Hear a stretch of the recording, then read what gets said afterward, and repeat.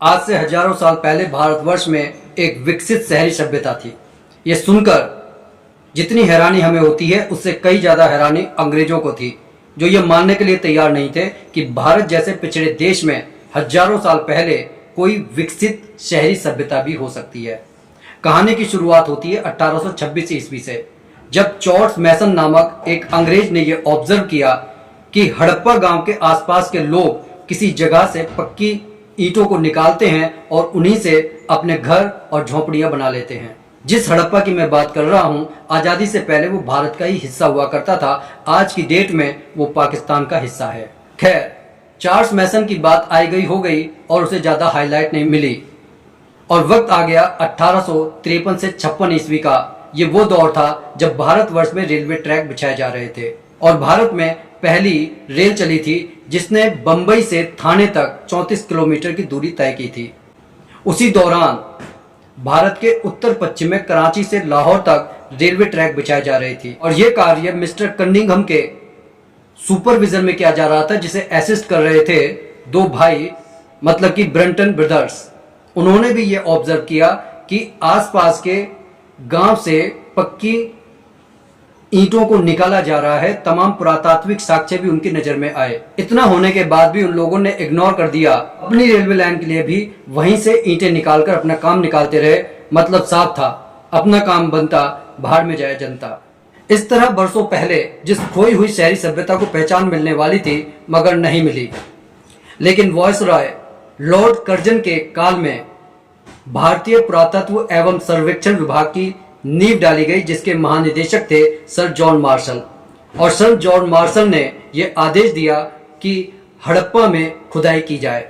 उनके आदेश पर हड़प्पा में खुदाई की गई और इस तरह 1921 ईस्वी में प्रोफेसर दयाराम साहनी के नेतृत्व में विश्व की पहली महान शहरी सभ्यता को नाम मिला हड़प्पा सभ्यता। और अगले ही वर्ष 1922 ईस्वी में राखलदास बनर्जी के नेतृत्व में एक अन्य नगर को खोज निकाला गया, मोहनजोदड़ो, जिसका अर्थ है प्रेतों का टीला। हड़प्पा और मोहनजोदड़ो के बीच 483 किलोमीटर की दूरी है, जो सिंधु नदी के माध्यम से एक दूसरे से जुड़े भी हुए हैं। आजादी से पहले लगभग 40 ऐसे स्थल खोज निकाले गए थे जो सिंधु नदी के आसपास में बसे हुए थे, इसलिए इसे सिंधु घाटी सभ्यता कहना ज्यादा उचित समझा गया। लेकिन आजादी के बाद लगभग 1400 से 1500 तक साइट खोज निकाली गई, जिसमें 2 साइट अफगानिस्तान में, 475 पाकिस्तान में और 925 भारत में खोजी गई हैं। इनमें ज्यादातर साइट सिंधु नदी की बजाय गंगा सरस्वती के मैदान में पाई गई हैं। तब यह निश्चय किया गया कि इसके लिए हड़प्पा नाम ही उपयुक्त है, क्योंकि हड़प्पा को सबसे पहले खोजा गया था। इस तरह यह सभ्यता 3 देशों में फैली हुई है, अफगानिस्तान, पाकिस्तान और भारत। इस सभ्यता का विस्तार उत्तर में जम्मू के मांदा से दक्षिण में दैमाबाद तक, पश्चिम के बलूचिस्तान के सुतकांगेडोर से मेरठ के आलमगीरपुर तक त्रिभुजाकार रूप में 12,99,600 वर्ग किलोमीटर है। इस सभ्यता की 2 बड़ी विशेषताएं हैं, शहरी नगर नियोजन और जल निकास प्रणाली। ये नगर 2 भागों में बटे होते थे, पश्चिमी टीला और पूर्वी टीला।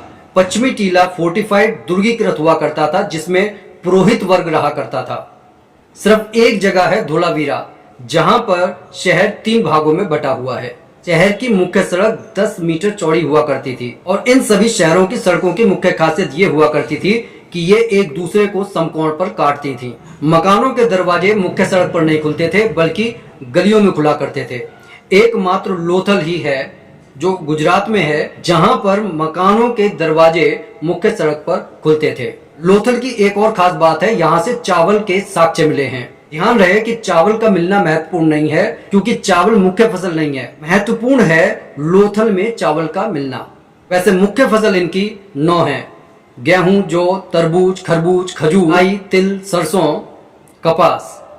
विदेशी हमारी कपास को सिंडोन कहकर पुकारते थे, इसलिए हमारी सभ्यता को सिंडोन सभ्यता पुकारा गया। इसी कपास अर्थात सूती कपड़े में एक चाकू को बड़े सलीके से लपेट कर रखा गया। ये साक्ष्य मोहनजोदाड़ो से मिले हैं। किस इंटेंशन से वो चाकू रखा गया था, ये बात तो हजारों साल पहले दफन हो गई। लेकिन आगे हम बात करेंगे हड़प्पा सभ्यता की राजधानी के बारे में, उसके अन्य नगरों के बारे में। तब तक के लिए धन्यवाद। लेकिन जाते जाते इतना कहूंगा कि कमेंट करें, शेयर करें, सब्सक्राइब करें। सी यू वेरी सून।